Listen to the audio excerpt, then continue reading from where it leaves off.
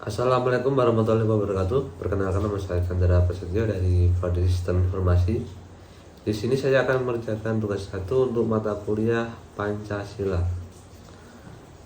Jadi, langsung saja saya akan menjelaskan tentang materi, yaitu tentang pelajaran dari sejarah Pancasila bagi generasi muda.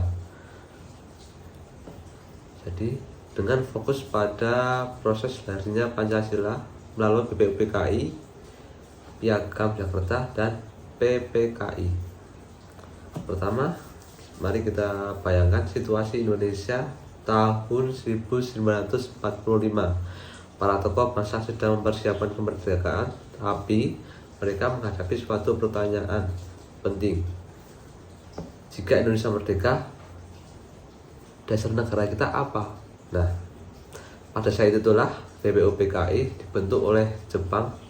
Dalam sidang BPUPKI, tokoh-tokoh seperti Muhammad Yamin, Supomo, dan Soekarno menyampaikan gagasan tentang dasar negara. Dan pada tanggal 1 Juni 1945, Soekarno menyebut 5 prinsip yang kemudian kita kenal sebagai Pancasila. Nah, setelah itu terbentuklah Panitia 9 yang menulis rumusan awal dasar negara dalam dokumen yang disebut dengan Piagam Jakarta.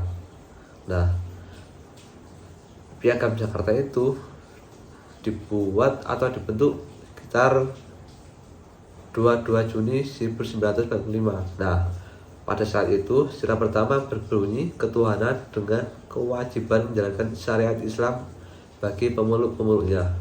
Nah, setelah itu, namun ketika PPKI bersidang pada 18 Agustus 1945, beberapa tokoh di Indonesia Timur menyampaikan keberatan karena sila tersebut bisa membuat sebagian rakyat merasa tidak terwakili. Nah, disinilah terjadi momen penting. Muh-Hatta dan tokoh-tokoh Islam sepakat untuk mengubah sila pertama menjadi ketuhanan yang Maha Esa untuk menjaga persatuan di Indonesia. Nah, menurut saya inilah Pancasila yang paling kuat tercermin, yaitu persatuan, toleransi, dan musyawarah.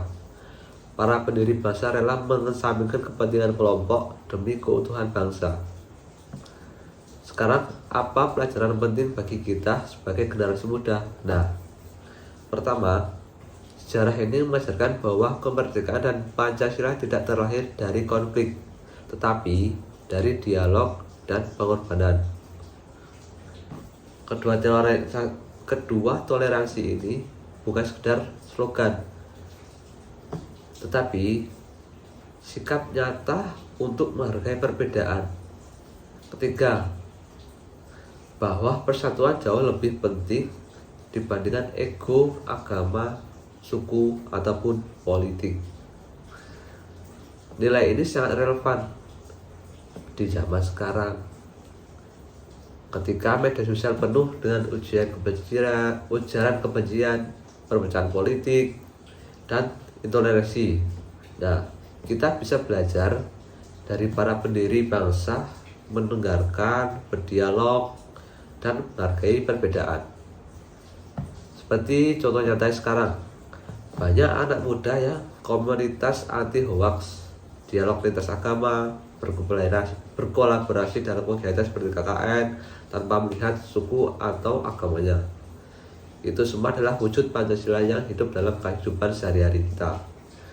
Nah, sebagai generasi muda, tugas kita bukan hanya menghafal Pancasila, tetapi menghidupkannya, menjadikannya pegangan dalam bersikap, berbicara, bertindak baik di dunia nyata ataupun di dunia digital di era sekarang ini. Mungkin akhir kata, mari kita jadikan sejarah lainnya Pancasila bukan hanya cerita masa lalu, tetapi sumber informasi untuk masa depan bangsa kita. Terima kasih. Wassalamualaikum warahmatullahi wabarakatuh.